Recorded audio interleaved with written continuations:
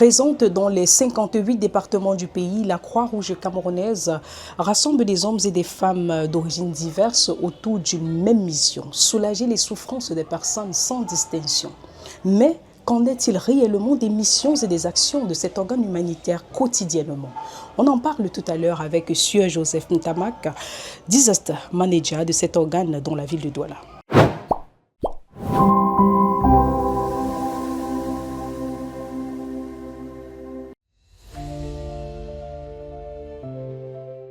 Le grand public doit savoir que la Croix-Rouge, c'est un mouvement humanitaire qui a pour mission fondamentale de venir au secours des personnes en détresse. Mais plus précisément, même les plus vulnérables, dont les vieillards, les petits-enfants, les femmes enceintes, nous avons une mission qui est très vaste. En fait, quand on dit principale mission, nous sommes auxiliaires des pouvoirs publics. Ça veut dire que tout ce que l'État organise, la Croix-Rouge doit aussi être membre dans son organisation. Ça veut dire que là où 2000, 3000 personnes, 4000 personnes se retrouvent, la Croix-Rouge doit être là. Parce qu'il peut toujours avoir des problèmes et la Croix-Rouge doit intervenir. Nous formons les pompiers, nous formons les routiers, nous formons les policiers ici. Nous formons tout le corps. Donc quelqu'un peut intervenir dans un accident en route, parce qu'il n'est pas en dossard, vous ne saurez pas qu'il a été formé à la Croix-Rouge. Donc on a des secouristes qui sont des médecins, qui sont des infirmiers, ainsi de suite. Ce qu'on doit faire, c'est d'élargir notre possibilité de travail. Ça veut dire quoi? Si on peut mettre un programme tel qu'à chaque kilomètre, il y a un poste et on a 2 personnes qui sont en dossard Croix-Rouge, vous verrez que les secouristes sont en train de travailler. Mais ceux qui travaillent régulièrement, il y aura toujours un secouriste. Même s'il n'est pas très actif, très reconnu, mais c'est comme quelqu'un qui a fait la formation en termes de premier secours au niveau de la Croix-Rouge. Mais ça, c'est notre vœu. En l'an 2000, on avait dit qu'il faut qu'au Cameroun, qu'il y ait au moins un secouriste par famille. Nous sommes aujourd'hui en 2026, donc ça fait 26 ans après. Si je vois les derniers diplômes qui est sorti, c'est dans les 95 000 et autres.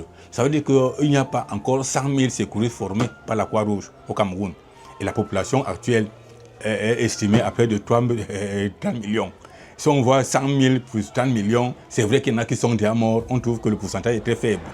Notre vœu, c'est que, à travers les médias comme vous, que les gens soient sensibilisés et que les élèves qui sont dans les écoles, les universités, qu'ils puissent être à côté des clubs Croix-Rouge pour se faire former.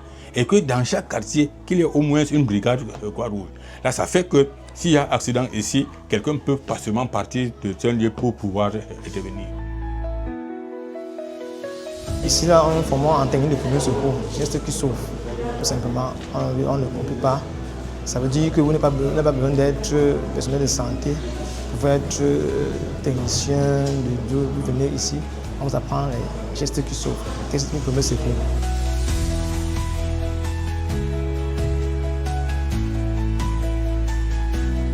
En fait, nous avons un système de remonte d'informations. Le volontaire qui est au plus petit niveau, donc au très fond du quartier, lorsqu'il y a un problème, il remonte l'information à la hiérarchie. Si ça arrive au niveau du département, parce que nous sommes organisés dans les comités d'arrondissement, le comité d'arrondissement envoie l'information au niveau départemental, le niveau départemental aura au niveau des Yaoundé. Quand c'est une catastrophe grave, c'est comme ça qu'on travaille. Mais si c'est un problème d'effondrement d'un bâtiment et autres, ça arrive au niveau du département et puis on donne l'autorisation à ceux qui sont aux alentours de se présenter. Même si l'équipement les suit après. Parce que les volontaires qui sont dans les quartiers ne sont pas équipés. Ils ont seulement leur tête et puis leur doigt pour travailler. C'est l'équipement qui va partir d'ici pour aller mettre le système en marche.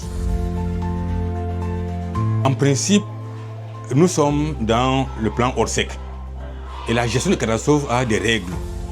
Le secouriste même qui est à côté de la catastrophe ne peut pas directement commencer à agir s'il n'a pas encore relayé l'information.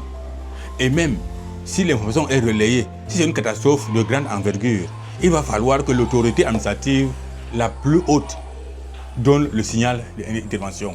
Là où le secouriste travaille, même s'il n'est pas équipé, même s'il n'est pas en dossard Croix-Rouge, c'est parce qu'il y a une urgence. il peut poser un geste et faire le rapport. Mais dans les cas qui vraiment regroupent beaucoup de personnes, on attend le signal. Et comme les pompiers, nous travaillons ensemble, ils sont le premier maillon de la chaîne d'intervention, je peux dire le deuxième. Parce que si c'est quelque part où on n'a pas d'accès, c'est le corps militaire qui cherche à nous donner d'accès. Comme on a dit sur le lieu qu'on appelle le lieu du sinistre, ce sont les pompiers qui sont les premiers à toucher le lieu, à sortir des corps ou alors des victimes ou des survivants. Maintenant, c'est le secouriste qui maîtrise les techniques de premier secours, qui doit voir est-ce que la personne a un malaise, est-ce que la personne est inconsciente, est-ce que la personne est comme ceci, et il doit mettre des positions adéquates. À partir de ces positions, c'est nous qui organisons le transport pour acheminer vers le médecin. C'est le médecin qui continue maintenant.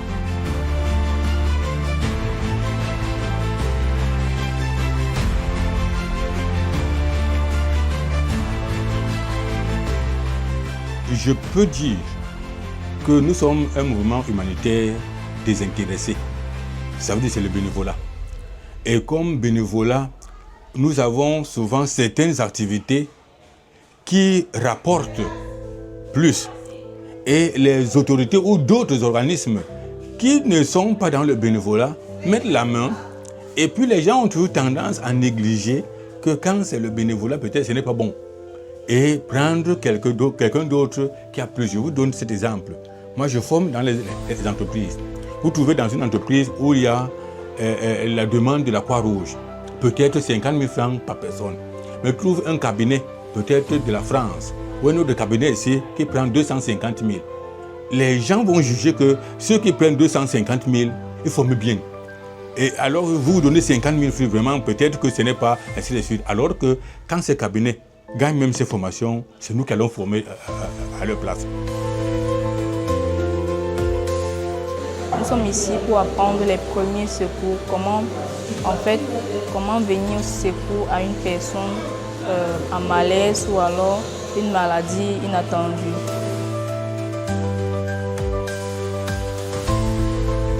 Ma motivation part du principe que un secouriste par famille, c'est-à-dire dans la famille, on ne sait jamais, il peut surgir des cas.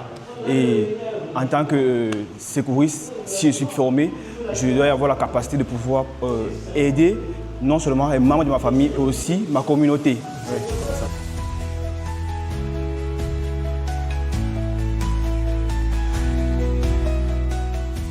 Au sorti de cet entretien, l'on retient que les gestes de premier secours demeurent un élément important dans la prise en charge des sinistrés face à des catastrophes naturelles ainsi qu'à des incidents de tous les jours.